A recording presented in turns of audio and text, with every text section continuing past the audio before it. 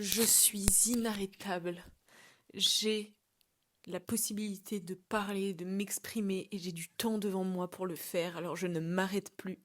Là, littéralement, ça fait des heures, peut-être que ça fait faire 1 heure tout pile, que j'enregistre des épisodes de podcast. Oh, mon genou. Voilà. Restons discrets. La peau, c'est précieux. Ce que je veux vous dire, c'est que j'ai tellement de choses à vous partager. Je suis tellement contente de avoir lancé finalement ce podcast. C'est vraiment un vrai plaisir pour moi. Déjà de une, ce qu'il faut savoir à la base, c'est que j'adore partager du contenu sur Internet. J'y prends un réel plaisir et en fait, ce qui est d'ailleurs très paradoxal, dans ma chaîne principale, en fait, je aime tellement partager du contenu que depuis quelques semaines maintenant, je n'en partage plus et du coup, j'avais perdu un petit peu le sens, pas de la vie, comme dirait Tal, mais vraiment, j'avais perdu la fibre, le truc qui me faisait kiffer. J'ai un ami il y a pas longtemps qui a fait un épisode qui disait, c'est un épisode de son podcast, qui disait bah, des fois faire des vidéos ça me fait chier. Mais moi j'ai jamais rencontré ce truc-là. Genre ça m'a jamais fait chier de faire des vidéos. Putain, au contraire, genre des fois j'ai envie de faire des vidéos sur n'importe quoi, vous raconter des anecdotes. Tiens là je fais mes ongles de pied, je me fais une pédicure, je fais mon lit, je choisis Michel quand j'étais dans le magasin. Parce que bon, je l'ai pas acheté spécialement pour le podcast, Michel, mais ça fait quelques mois maintenant que il m'accompagne et qu'il me tient compagnie. Mais en fait, j'aime partager du contenu. Mon genou. Ça fait plusieurs années maintenant que je partage du contenu parce que foncièrement, j'aime trop ça. J'adore ça. Littéralement, je kiffe ça. J'ai trouvé le truc qui me faisait kiffer. Et bon, bref, ce que je voulais vous partager surtout aujourd'hui dans cet épisode, c'était pas du tout que j'adorais faire du contenu. Je commence l'épisode en vous disant que je suis trop contente de vous retrouver une nouvelle fois dans cet épisode. En fait, ce que je voulais vous partager surtout, c'est un truc qui m'a beaucoup frustrée pendant énormément de temps. Et aujourd'hui, j'ai appris un petit peu à lâcher prise dessus, mais purée comme c'est compliqué. En fait, aujourd'hui, on a tendance parfois à... Tu sais, en fait, t'as envie d'avoir raison. T'as vraiment ce truc où t'as l'impression que ta vision, c'est la vision à avoir et que c'est la bonne vision. Et quand quelqu'un d'autre a une vision qui n'a rien à voir et les arguments n'ont aucun sens, c'est hyper frustrant. Et en fait, je me suis rendu compte d'un truc, c'est que la théorie de Mel Robbins avec le let them, elle est complètement vraie. Purée, les gars, ça casse les pieds, soyons pas vulgaires, ça casse les pieds, des fois, sur cette terre, la mentalité et la vision que certains ont, mais en même temps, on n'est pas... Genre, on n'est pas responsable de la façon dont ils réfléchissent et on peut rien y faire. On gaspille beaucoup plus d'énergie à essayer de les convaincre d'avoir raison parce que ça rassure notre ego, parce que la personne, elle pense n'importe quoi, que, enfin, c'est tout l'objet des débats. Et moi, j'adore d'ailleurs avoir des débats avec des amis, avec... Bref, j'adore avoir des débats avec tout le monde. Et en fait, il y a un moment donné où je me suis bien rendu compte que t'es beaucoup plus crédible dans ta façon de t'exprimer dans ton débat quand tu cherches pas forcément à avoir raison. Dans le sens où le nombre de débats où je m'emportais et j'avais besoin à tout prix de me faire entendre, mais du coup, ça venait aussi un petit peu révéler une espèce de... un manque de confiance que j'avais en moi-même. Et donc, en fait, avec le temps, j'ai appris juste à me dire, vas-y, ma belle, si t'as envie de croire ça, crois ça. Et puis, ben, c'est le temps qui a fait que les personnes après se disent tu te souviens la dernière fois quand tu disais ça? En vrai, j'y ai réfléchi et je suis plutôt d'accord avec ça. Ça a mis du temps hein, avant de quand même prendre du recul et laisser les choses se faire. Je pense que la plus grosse leçon de ma vie que j'ai eue avec ça, ça a été avec mes parents. Parce que pendant plusieurs années, on a eu des visions complètement différentes sur tout un tas de trucs. Mes parents m'ont toujours soutenue dans mon parcours, dans ce que je faisais, etc., etc. Mais c'est vrai que moi, je viens d'un milieu où, voilà, c'est plutôt middle.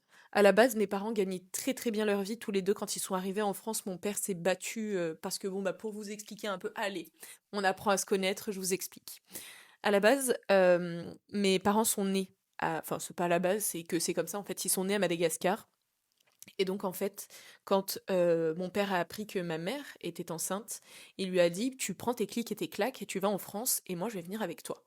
Et donc, en fait, ma mère a pris ses clics et ses claques, elle est venue en France et par la suite, mon père l'a rejoint, le temps simplement de pouvoir se payer son billet d'avion. Et donc, ils se sont tous les deux retrouvés en France, à créer leur cocon familial. Après, je suis arrivée et là, ça a été wouh, trop fun, trop bien. Ils n'étaient pas forcément prêts à ce que j'arrive, mais ils ont appris sur le tas avec l'école de la vie. Et par la suite, il y a eu ma sœur et ensuite il y a eu mon frère. Mon père, il est vraiment de l'ancienne école. C'est le genre de mec qui, t'as rien sans rien, donc faut travailler. Et si t'as rien, bah c'est que t'as pas assez travaillé, et donc tu peux t'en prendre qu'à toi-même. En gros, c'est ça. Ma mère, c'est, il faut que tu sois indépendante, ma fille. Et de manière générale, les filles, soyez indépendantes. Ne dépendez de personne. Il faut que vous puissiez dans la vie avoir le choix de vivre la vie que vous avez envie de vivre. Voici un petit peu le cadre que j'ai eu toute ma vie. C'est ce qui m'a amené aujourd'hui dans la position où, déjà, malheureusement, pendant de nombreuses années, j'ai vécu une grande dépendance affective et donc j'avais énormément de mal à être indépendante comme ma mère me l'a appris, mais vaut mieux tard que jamais. Aujourd'hui, je suis bien plus indépendante, lapsus. Non, je suis bien plus indépendante, que ce soit financièrement ou même que ce soit aussi affectivement. Je me sens très bien avec moi-même et dans ma propre compagnie. Donc, ça me remplit de joie. Et donc, maintenant que je vous ai posé un petit peu ce contexte, à la base, la conversation, c'était le point de vue que tout le monde a. Et que, ben, je me rends compte à quel point c'est dur de faire des épisodes de podcast et de garder une ligne directrice parce que je suis très nulle pour faire ça. J'ai tendance à m'éparpiller un petit peu dans tous les sens. De quoi est-ce qu'on parlait à la base? Pourquoi est-ce que je vous ai donné du contexte sur ma vie? Pourquoi je vous ai parlé de ma life? Pour que vous compreniez qui est-ce que je suis et que dans la vie, du coup, on a des visions qui sont très différentes et que mes parents ont des visions, par exemple, très différentes et que j'ai mis du temps, voilà, j'ai mis du temps, moi, à accepter que parfois, il faut juste appliquer la théorie du let them. La théorie du let them de Mel Robbins, c'est une théorie où il faut apprendre un petit peu à lâcher prise, en gros. Ce truc de lâcher prise, je l'ai eu justement avec mes parents. Les parents, c'est les êtres que j'aime le plus au monde. On a des idées qui sont à l'extrême opposé. Euh, Ça n'a rien à voir avec les idées politiques ou quoi, c'est vraiment en fait la vision de la vie. Mais en même temps, c'est normal parce qu'on n'a pas grandi aux mêmes générations. Enfin, on n'a pas, c'est pas la même génération, quoi, c'est mes parents. Et ils ont une vision bien précise de ce qu'ils attendent de ma part, parce qu'ils ont toujours eu des exigences très très élevées à mon égard. Et ce qu'il faut savoir aussi, c'est que moi, je suis un petit peu la... On va dire, je suis le caractère un petit peu...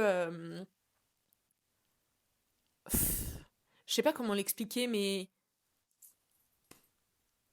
je suis caractère rebelle. Moi, tu me dis, fais ça, j'ai envie de faire l'inverse. À partir du moment, par exemple, où voilà, bon bref, je vais pas vous donner d'autres exemples parce que c'est pas l'objet du rendez-vous, j'allais dire. Oui, c'est un rendez-vous quelque part. Bienvenue, installez-vous. J'espère que vos popcorn et que votre boisson sont prêts parce qu'on va bien discuter. Non, ce que je voulais vous partager surtout, c'est que on a des idées qui sont très différentes sur la vision de la vie, sur voilà, la vision des choses. Euh, Et moi, j'ai essayé pendant de nombreuses années de convaincre mes parents que la route que j'empruntais aujourd'hui et que j'empruntais ces dernières années, c'était la meilleure route pour moi, même si je savais pas exactement où j'allais, je m'y sentais bien. Euh, Par exemple, d'un point de vue professionnel, aujourd'hui, je le sais que c'est trop décalé par rapport à ce que mon père a connu dans la vie. Pour lui, comment est-ce qu'on peut gagner de l'argent sur Internet? Il faut délivrer quelque chose. Il faut délivrer un service où il faut délivrer un produit. Il faut délivrer quelque chose. Mon père, il a eu plusieurs sociétés dans sa vie. C'était de la livraison dans le transport. Il a fait plein de choses. Et lui, son mantra, c'était ramener l'argent à la maison. Et donc, en fait, naturellement, Lui, il voulait que j'ai de la sécurité, mais du coup, il comprenait pas en quoi le chemin, quel est enfin, comment est-ce que je peux gagner de l'argent en aidant des gens à développer un business sur Internet, quelque chose de complètement dématérialisé. Comment est-ce que tu peux transmettre ton service en sachant que ce n'est pas palpable, tu vois? Ce que je peux comprendre, parce que ben, c'est le business 2.0 quelque part, donc si tu n'as pas l'habitude de ça, ben, tu n'as pas l'habitude de ça, donc c'est trop abstrait. Et donc en fait, euh, pendant très longtemps, j'ai essayé de convaincre mon père que la route que j'empruntais c'était la meilleure pour moi et que c'est ce qu'il fallait que je fasse et qu'il fallait qu'il me fasse confiance. Donc il me faisait confiance, mais il y a un moment donné où j'ai juste arrêté de me justifier parce que ça me coûtait beaucoup plus d'énergie d'essayer de lui expliquer que je me sentais bien et que j'arrivais à payer mes factures et à vivre à l'autre bout de la terre en ayant fait mes choix. Parce que pour ceux qui ne le savent pas, aujourd'hui je vis à l'île Maurice. À la base, comme vous avez pu l'entendre grâce au petit contexte, j'étais en France avant, suite à l'expatriation de mes parents. Et ce qui est d'ailleurs, ça me fait tilt, mais mes parents ont compris pourquoi je m'étais expatriée, mais en même temps n'ont pas compris pourquoi je m'étais expatriée, alors que eux-mêmes s'étaient expatriés. Parenthèse fermée.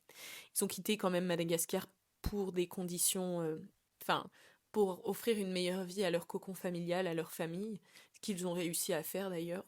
Aucun de mes frères et sœurs n'a eu de problème de justice, de problème de drogue, de problème d'identité psychologique. Évidemment, on a nos névroses à différentes échelles, mais on est plutôt équilibré dans notre vie. Maintenant, on a la chance aussi de, grâce à la France, cette jolie France que l'on adore, d'avoir suffisamment de recul pour pouvoir aussi soigner ces névroses. Mais en fait, le point surtout culminant, là où je voulais en venir avec ce podcast, c'est vraiment la partie où il faut apprendre à lâcher prise. Parce que à un moment donné, vous pouvez pas avoir raison sur tout, et parfois d'ailleurs, il se peut que vous ayez tort, et parfois peut-être que vous avez raison. Mais le fond du problème, en fait, c'est pas tant si vous avez raison ou si vous avez tort, c'est que la vision de chacun, on peut pas convaincre quelqu'un de certaines choses. Et chacun en fait son interprétation. Et parfois, quand les gens l'interprètent mal, c'est pas votre problème, quelque part. Aujourd'hui, il y a des choses sur Internet qui parfois prennent des proportions de ouf et qui partent d'un malentendu. La définition d'un malentendu, c'est quand il y a une malentente. Si les deux parties ne se sont pas expliquées ou n'ont pas exprimé leur point de vue, forcément, on a un mal entendu. Et donc, si les deux parties ne s'entendent pas, ne s'écoutent pas, ça passe pas. Je vous donne un exemple qui est tout bête, mais qui, pour moi, en fait, l'illustre parfaitement. Très récemment, j'ai fait une vidéo, j'ai fait un reel sur Instagram où je fais la liste de différentes quêtes secondaires. J'ai envie d'apporter un peu plus de fun dans ma vie depuis, ça va faire peut-être 6 mois maintenant que je trouve que ma vie est trop boring. Et ça fait quelques mois maintenant que je remets un petit peu d'étincelle, un peu de vie, un petit peu des pétards dans ma vie, les choses explosent, je m'amuse. Je buvais pas d'alcool parce que je voulais prendre soin de ma santé, mais en même temps, de temps en temps, boire un petit verre, ça fait pas de mal. Attention à consommer avec modération, c'est très important. J'étais là à faire les choses très carrées, très carrées, très carrées, très carrées. Ben, voilà, vous allez trouver ça fou, mais de temps en temps, je fais pas mon lit. C'est des trucs tout bêtes, mais qui me permettent, moi, de lâcher prise, parce que j'étais ce genre de personne à être trop carrée, psychorigide par moment, alors que je suis pas psychorigide, bien au contraire. Je suis une meuf, je sors de mon lit, je fais une roulade parce que j'adore 007, et puis c'est comme ça, mais écoutez... ça fait partie de mon caractère, mais pendant plusieurs années, j'ai essayé de me conformer à ce que la société voulait que je sois. Et en fait, je me suis bien rendu compte que j'ai juste perdu mon étincelle. Et aujourd'hui, ben, quand je sors du lit, que je fais une roulade, ou alors que je mets de la musique et que je danse, ou que je me balade en culotte chez moi, et que ça me fait plaisir, que ça me fait rire, je veux dire, tant mieux. Ben écoute, tant mieux. Des fois, je suis sur mon canapé et je m'entraîne à faire la danse du ventre.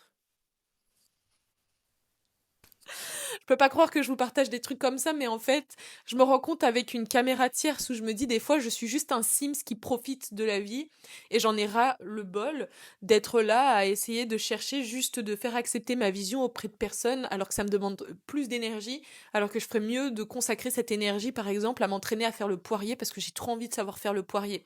J'ai pas envie de le faire, mais c'est un exemple, vous avez compris. Et en fait, à partir du moment où tu commences à mettre ton énergie dans des trucs comme ça qui valent réellement le coup, mais je vous assure que la vie est bien plus belle. Et c'est beaucoup plus facile aussi de la gérer et on est beaucoup plus heureux. Aussi purée de patates douces. Waouh. Euh, Lâcher prise. Pendant que...